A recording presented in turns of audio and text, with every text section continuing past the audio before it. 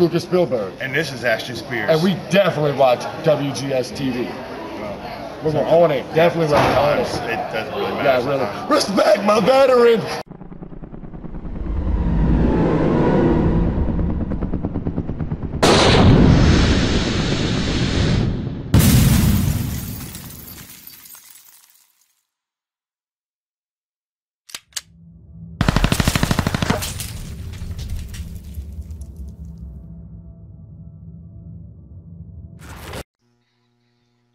Hello everyone, welcome to another installment of WGS-TV right here on YouTube.com/WrestleGamer and ZFX-TV.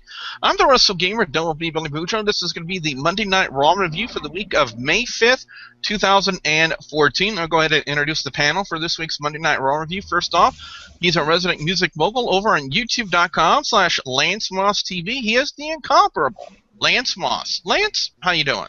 I'm doing pretty good. Let's have some fun.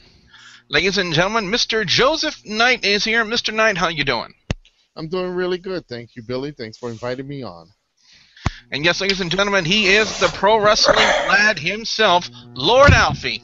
Alfie, how you doing? Good evening, everyone. And I'm afraid I've got some good news.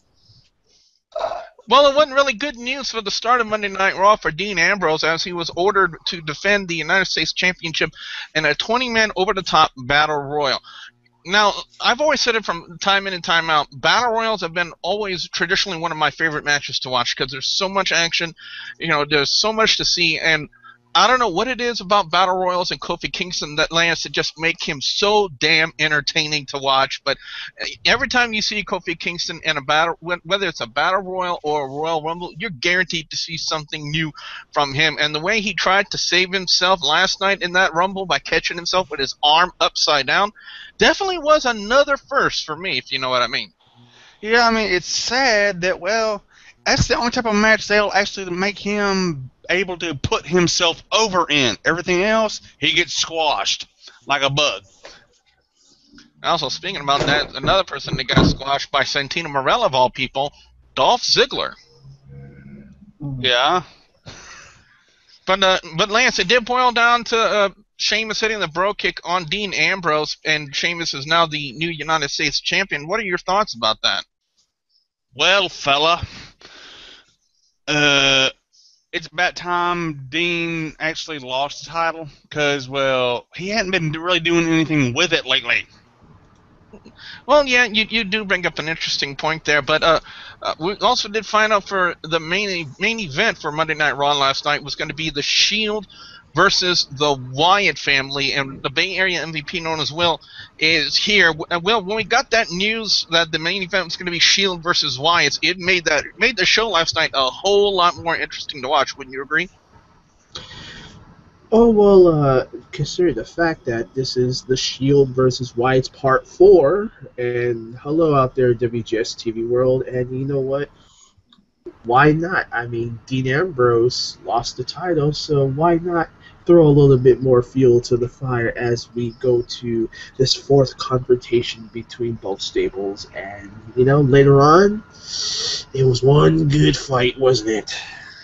Definitely, but let's talk about the next fight that happened. It was RVD and Cesaro, and again, Paul Heyman just really playing up to the fact that, you know, the best way for him to draw heat right now, Mr. Knight, is for him to constantly remind people that his client, Brock Lesnar, was the man who conquered the streak at WrestleMania, and seems to be like wherever he goes, he gets more and more heat and more hatred from the fans every time he repeats that. Absolutely. It's cheap heat. It's good to keep the Brock Lesnar's name going. Right now, he's off camera. They probably want to keep trying to see how much heat they can keep with this, because I predict he's going to come back and Paul Heyman's going to direct them at one individual, and it's a bearded champion. And no, I'm not talking about Eric Young. I'm talking about the Billy Goat battler himself, Daniel Bryan. So I think once Kane is done, that's why you keep seeing Paul Heyman bringing him up. But I also got to say too, with him having Cesaro, a little switch to his character, because he stays the evil Paul Heyman, but he has a face face wrestler in his stable. So I think sooner or later you're going to see Cesaro versus Brock later down the road. But for the time being, do you see this a feud with RVD and Cesaro going anywhere? No, I think it's just right now just to give RVD something to do, and I think what you're going to see is Cesaro just getting better and better and better and moving on to something else. Right now, they really don't have anything for Cesaro. They probably want to take time, build him up, see what opportunities can go, and then focus him on the title. One thing about Monday Night Raw, and regarding also Sunday's pay-per-view, they finally moved the belts. So the secondary third title, which I call the U.S. title, are finally on other people's waist and will be defended more often. So watch Cesaro will make a buy for one of those. Up next, we have Bray Wyatt in the ring, I guess, to talk about what happened with him and John Cena, in his own little weird way. And of course, he wanted to, according to the promo, Alfie wants to burn the world down and rebuild it in his image. I'm still confused about that one. Just imagine what a world that's been burnt down by Bray Wyatt and rebuilt by Bray Wyatt would look like. Just picture that in your head. I'll be in a Hawaiian shirt right now. Yeah. And everyone would have massive beards going down to their ankles. I also like the fact that he called himself a god, and I thought, the only other person that I can remember doing that is JBL, and Wrestling God, and all these other gods and stuff. I like him calling himself a god. It kind of is that one powerful word. Yeah, we got a certain despised icon here at Louisiana for Mid-South Wrestling Extreme. We'll call him that. But Alfie, let me ask you this question. We've had basically two matches with Wyatt and Cena. Cena winning the first one at WrestleMania, Wyatt winning the one at Extreme Rules Sunday night. Do you foresee a rubber match happening between Cena and Wyatt, and do you feel that the feud will actually surpass that rubber match, or do you think that they'll consummate this feud between Wyatt and Cena for the rubber match? I don't really know. I'd like to see this feud end pretty fast, although obviously there'll be a match at Payback. For the third fall, whatever it is. I really don't know how to word it. I just don't want to see it, to be honest. I don't want to see it. Well, I guess it all depends on what John Cena says tonight on WWE's main event, because he is scheduled to do an appearance on there and respond to what Bray Wyatt had to say on Monday Night Raw. So it'll be definitely something interesting to see, to say the least. Then we have Cody Rhodes and Ryback, just more woes just going on for the Rhodes brothers. Goldust trying to keep Curtis Axel from interfering in the match. Axel throws him into the ring post where Cody Rhodes was on the top turnbuckle, falls onto Ryback into the shell shock, which was a unique way to put him in the shell shock, to say the least. But that one was just pretty much cut and dry right there. A Cinco de Mayo segment with El Torito and Los Matadores humiliating 3MB and Hornswoggle yet again. Do you approve? Well, it's the easiest thing to do. They leave themselves wide open to allow it. You know what? Again, we're in a situation, and I've talked to many people about this. The WWE has just too much talent. They don't know what to do with them. So you gotta have those. They gotta have their clowns, and they gotta do stuff with them just to kill time. And I guess 3MB and Los Matadors, Tito Santana somewhere is very pissed off about that. It's just something to kill time. I really don't see nothing more going with it. It's just for the little giggles, I guess, for the back for everybody. I gotta say the WLC match was the best little match I've seen next to King Kong Bundy and versus Hillbilly Jim at WrestleMania 3.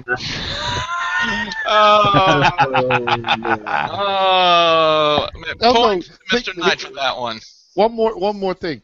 I want to see for payback Torito versus Hornswoggle with King Kong Bundy as referee. Somebody please tell Vince to make this match. Oh man! Well, talk about another Kofi Kingston getting the Raw end of the deal yet again. He was slated to take on Alexander Rusev. I'm going to make this statement because I did make it on my Facebook page, and I'm proud to admit it. The Ravishing Russian Lana, or Lana, as we say here in Louisiana, Lana, wore a beautiful blue outfit last night, and all I'm going to say is blue is my favorite color, as portrayed here. So guess what, Lana? You have won me over. Soft. But again, Rusev just completely obliterating Kofi Kingston with the accolade. Like I said, that one right there, again, pretty cut and dry. But I'm very interested to see, Will, where they're taking Rusev and Lana's gimmick from here. Where do you think they're going going with their gimmick?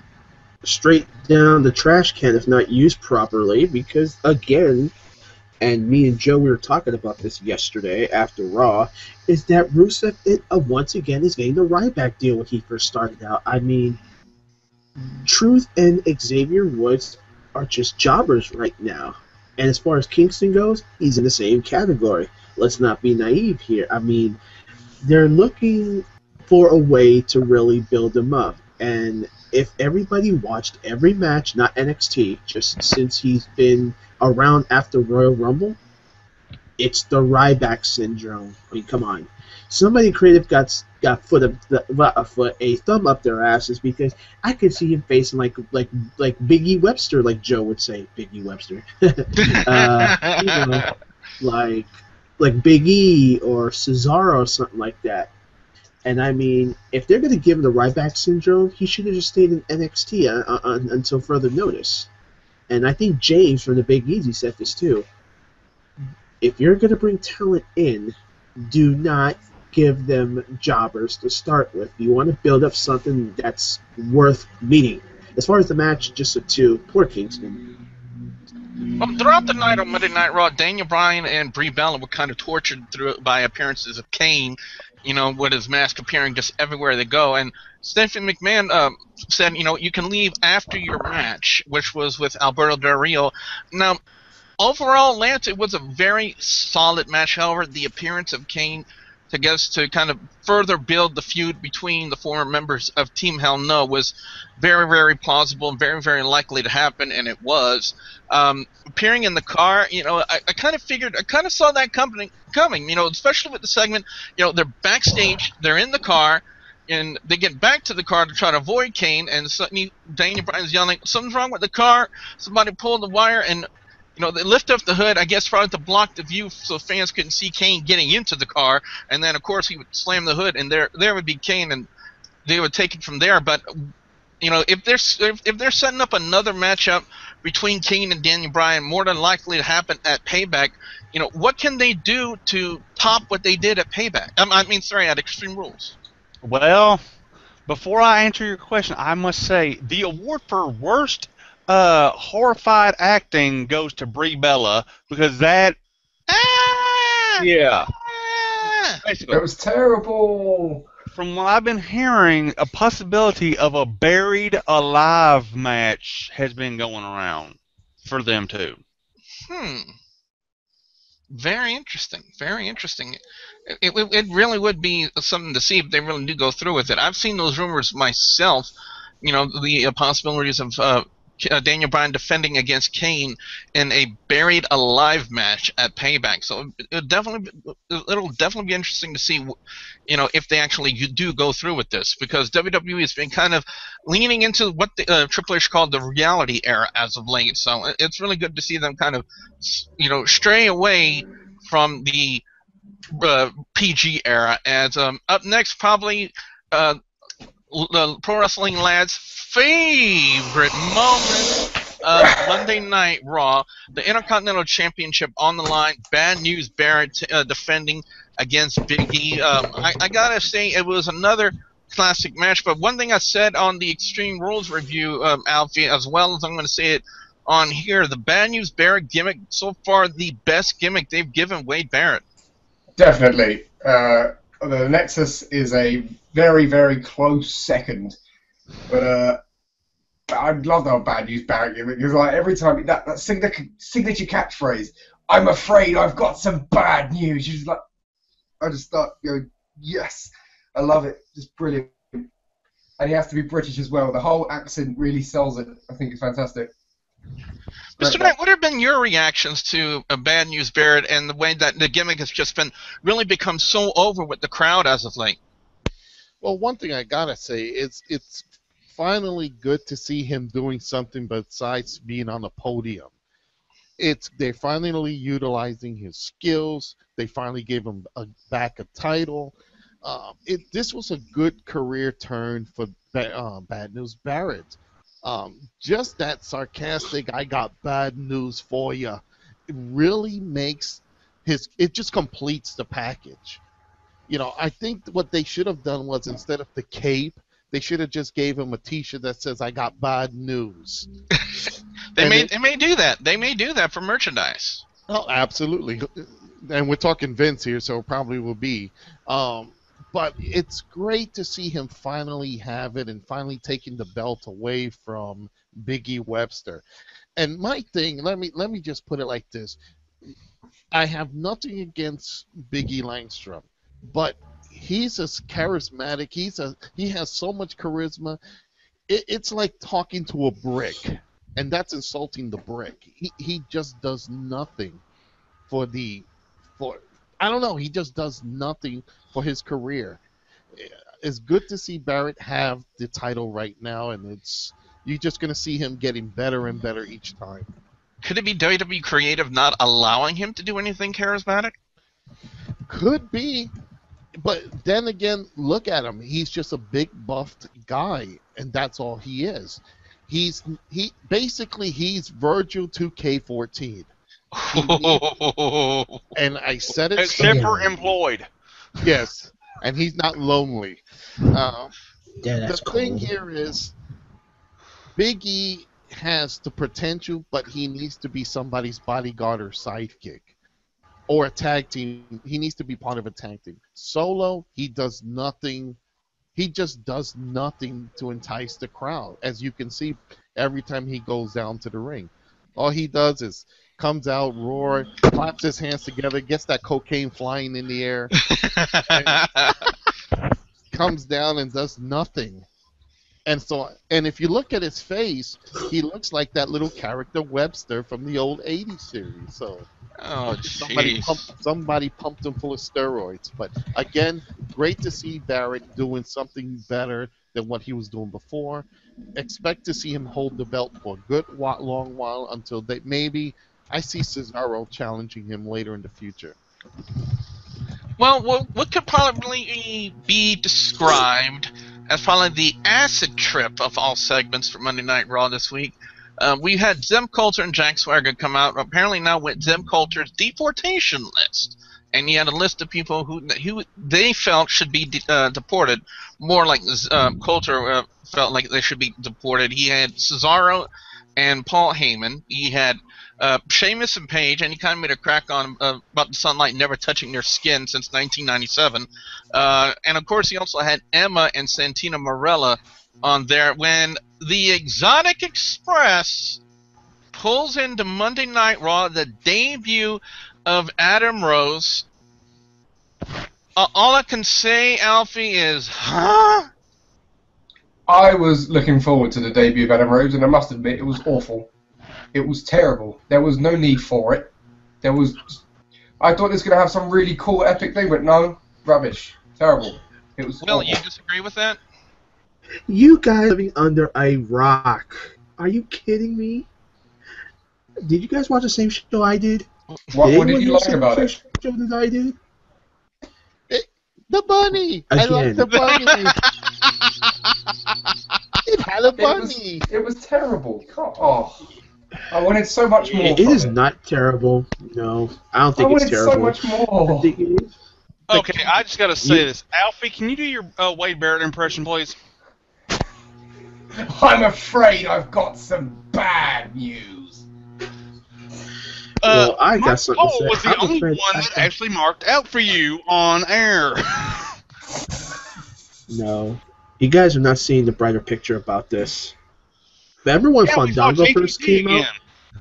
Remember when Fandango first came out? He got no type of reaction. That crowd had a decent reaction. This can work. Now do you think the purpose of having him debut, during a segment with Coulter and Swagger, could that be like the start of a new feud between the Real Americans, Swagger and Coulter, going against Adam Rose? I could basically see. Name me wrestlers who debuted during segments. There's a lot of wrestlers who've done it. Jericho. Remember Jericho did it against The Rock. There was the time at WCW when the franchise Shane Douglas did it when Saturn was doing interviews and nobody thought that he was going to be WCW. It could work, but do it properly. It's not bad. I thought Adam Rose's debut was a lot better than Fandango's. You know what was wrong with his debut? It wasn't in an area which will make sense. If it was in New Orleans during Mardi Gras or Spring Break, that character would have gone over great. And it's funny, I hate to say it, but when Jack Swagger is reduced to just, getting knocked out of the ring by a newcomer. Who's sucking on a lollipop at the same time. Sucking on the lollipop. The only thing you could say about him is, Alfie, can you do your Barrett impersonation one more time? I'm afraid I've got some bad news. Swagger, you're on your way out. I might just mention as well. This is how I think that they might have done it. They're doing what Fandango did. Now the point with Fandango is that they didn't know whether the gimmick would work or not, so they made a theme tune that fans can easily chant along to make some kind of big fuss about it. Then you've got Adam Rose doing exactly the same thing, and they only chanted for 5-10 seconds, and that was it. That's why they need a good crowd to get this guy, this gimmick, the wrestler. He's a pretty good round wrestler, but the character, it needs more. That was the only thing I think they were relying on. I don't see this gimmick going very far at all in my eyes. Remember, guys, don't be a citrus, be a fire flower. No, wait, that's not right. Anyway, the main event, Shield taking on the Wyatts. Indeed, it always lives up to the hype. It always did. But again, apparently the feud between Evolution and Shield far from over, as evident as what they did last night. Lance kind of costing the Shield the main event, and then just going on to absolutely destroy the Shield at the end of Monday Night Raw. And one's got to wonder. Like I said, we were talking about it for Daniel Bryan and Kane, and now we got to talk about it for Shield versus Evolution. Another match for them, probably in the makings for Payback. Yeah, I mean, honestly, because I think the blow off is either going to be the major blow off for the whole 6-man tag thing is going to be at Battleground. I think they're going to have 3 different matches, like say, I don't know, Orton versus Ambrose, Reigns versus Batista, and Rollins versus Triple H, maybe. I don't know. Well, it's very feasible to see them setting up a series to probably put the big 6-man tags over for the pay-per-view. Now, guys and gals, there were no Facebook reviews for Monday Night Raw this week, but whenever we do get Facebook reviews sent in to facebook.com/WGS-TV, your reviews will be read out loud here on WGS-TV. So now it's time to go into overall scores and everyone's picks for best and worst match or segment of Monday Night Raw this week. This week, Monday Night Raw, the fallout from Extreme Rules. Definitely a unique show, to say the least. With the debut of Adam Rose and the Exotic Express and the Giant Bunny, which we probably haven't seen since the ABA's Barroom Brawl match they had so many years ago for our SmackDown pay-per-view. I think it might have been Bad Blood. I am not 100% positive on that one, but it was many years ago when they had that one. Continuing the feud with Daniel Bryan and Kane, again, I think it's, the only thing they could give Kane to do right now is the feud with Daniel Bryan, because right now I really can't see anyone else at this point in time stepping up. I even said it on the Extreme Rules review.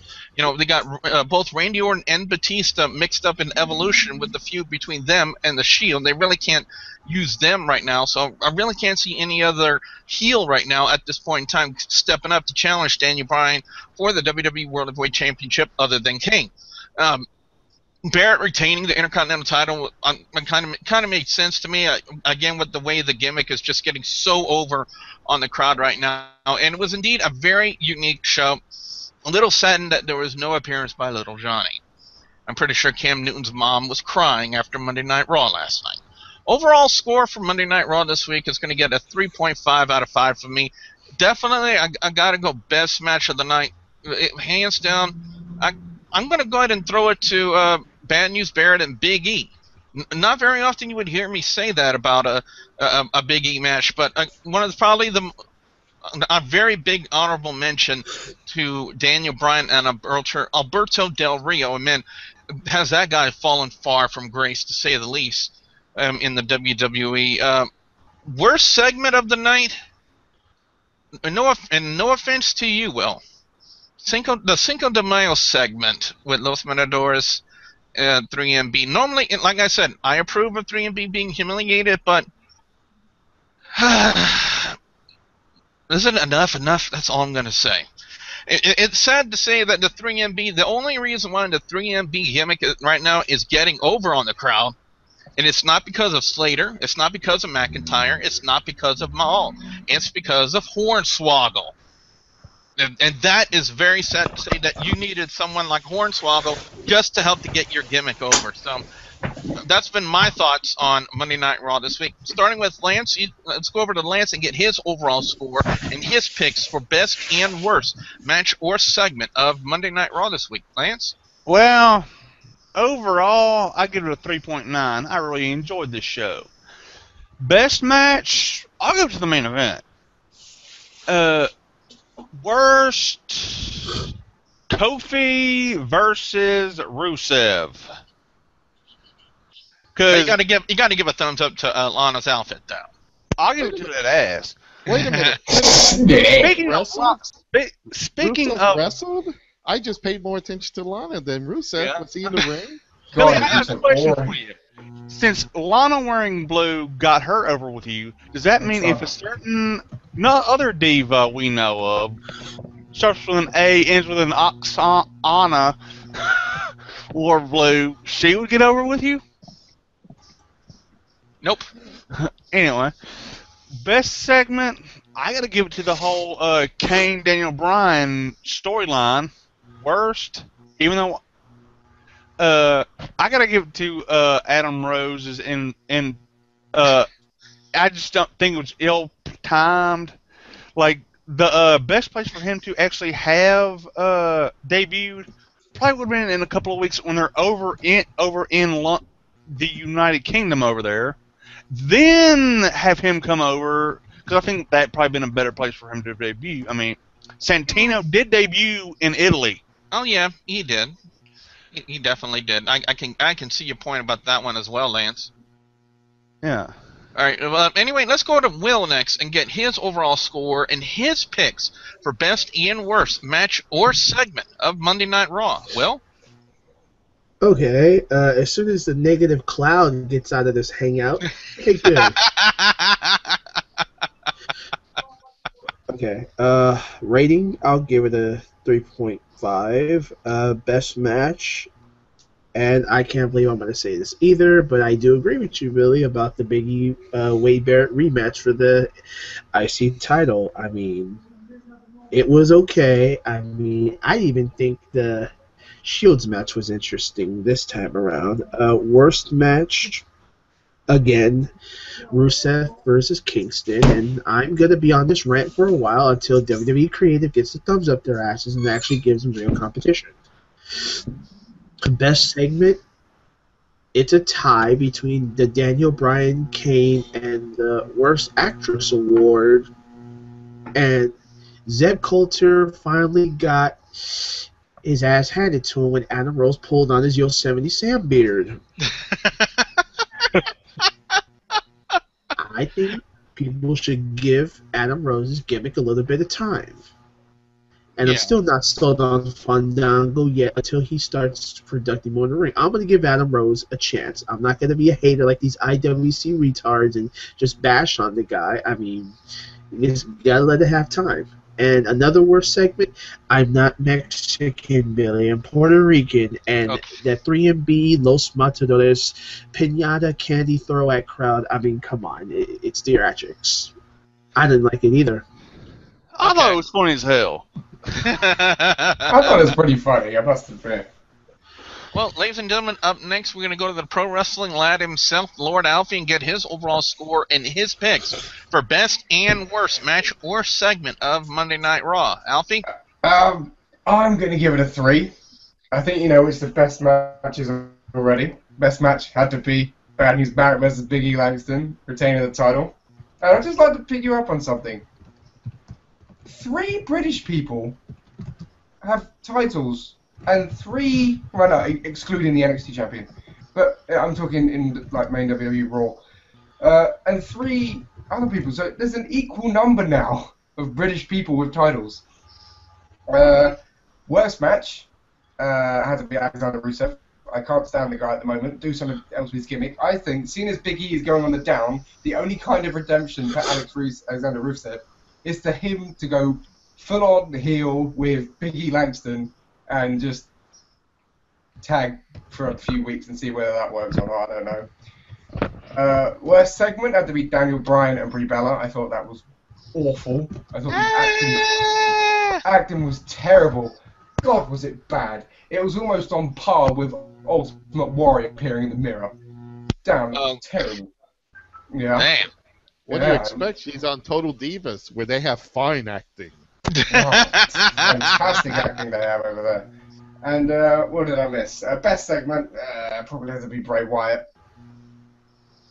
All right, ladies and gentlemen, and finally, we're going to go to Mr. Joseph Knight himself, get his overall score and his picks for best and worst match or segment of Monday Night Raw. Mr. Knight? You know what? I'll actually have to give it. I have to give it a 4. It did have some great action. It had some minor little things. They tried. I think what WWE's trying to do is just mix everything in: comedy, action, scary movie stuff with Kane. Best match, it was the Shield and the Wyatts. I mean, finally they're giving some new people some main event matches. Worst match for me is watching Nikolai Volkov 2K14. I mean Rusev. The only thing that made that match was Lana. And the worst segment, best segment is anything with the Wyatts, because I love the way they're getting. They're talking about burning the world down. You don't have to do that. You could just go to Detroit or the Bronx in New York and see something burned down. Worst segment, let me see here. Anything that pertained with Brie Bella screaming. So, yeah, that's my picks, and that's my score. Well, ladies and gentlemen, on that note, go ahead. I like how Joseph brought up Nikolai Volkov, because it happened more recently with a certain Vladimir Kozlov. That even sooner, the comparisons are there. He'll end up tagging with Santino. That'll be where he ends up going. Oh, God. Guys, I want to ask you a question right here and right now. And Will and Lance, we have talked about this before. Wouldn't it have made better sense to have, if you're going to portray an evil Russian because of the issues we are in real life having with Russia, wouldn't it have been better for Koloff to be in with Lana and him make that run that Rusev is doing now? Rusev doesn't impress me at all. The man just sits there staring at the camera like a deer in headlights. Yeah, I would love for Vladimir Kozlov to come back, but thanks to Johnny Funkman, You know, I think they really didn't give him enough time to really debut his skills going forward. But it's WWE. I mean, what are you going to do? He would play the perfect role. Definitely. I'm definitely going to agree with you on that sentiment. So, ladies and gentlemen, on that note, what we want to know now from you guys out there, the viewers and subscribers, your thoughts on Monday Night Raw. What are your overall scores? What are your picks for best and worst match or segment of Monday Night Raw? Where do you see this feud going between Kane and Daniel Bryan? And where do you see them taking the Shield and Evolution? What are your thoughts on the debut of Adam Rose? We definitely want to hear from you guys out there. Be sure you put your comments in the comment section below. Don't forget to like and favorite this video. Lance, what can fans expect to see when they come visit your channel over on youtube.com/LanceMossTV? Album reviews, NASCAR discussion videos, Renegade Woman cooking videos, a little bit of guitar work, and whatever else pops in my head. The Bay Area MVP, known as Will, is over on the hood on iVlog. Will, you got anything coming up? You damn right. And officially 2 days from now, ladies and gentlemen, NFL Draft 2014 is coming up. For all you football fans across the nation, just all I'm going to say is this is going to be an interesting draft, so stay tuned. The pro wrestling lad himself, Lord Alfie, is on Facebook. Alfie, where can fans check you out? I'm a little bit of an admin whore at the moment, so you may find me unexpectedly, but you will find me on facebook.com/prowrestlinglad and facebook.com/WGS-TV. And ladies and gentlemen, our guest, Mr. Joseph Knight, joined us here for this week's Monday Night Raw review. Mr. Knight, any announcements you'd like to make? Yes. First of all, fans can follow me on Twitter at JKnightManager. That's Knight with a K. They can also find me on Facebook at facebook.com/JosephKnightManager. Also, I'm redoing the CWA, so the Classic Wrestling Federation will be back in August with our big show. So just tune in and keep an eye out. Fans, don't forget to like the Facebook page, facebook.com/WGS-TV, and don't forget to please subscribe to youtube.com/WrestleGamer and youtube.com/ZFXTV Network if you haven't already. So for the incomparable one, Lance Moss and Lance Moss TV, the Bay Area MVP known as Will, the pro wrestling lad, Lord Alfie, and Mr. Joseph Knight, I'm the WrestleGamer, Don't be Billy Bujo, saying, don't be a citrus, be a lemon. No. Rosebud. Don't be a lemon, be a rosebud. Be a bunny.